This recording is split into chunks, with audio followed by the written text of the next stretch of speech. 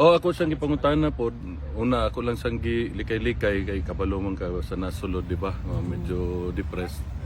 So ako siyang ipangutana nga og ibaligya ba tong balay sa among lula, sa dili daw to ibaligya, di sa musugot.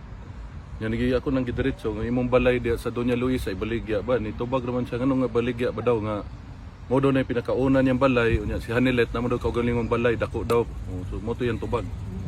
So di daw ni pabaligya. Pero nabaligya na ni Hanilet, ako pong ipangutana nga kung ang titulo ka kinsa murag nisulti man to siya ka Hanilet daw murag ana.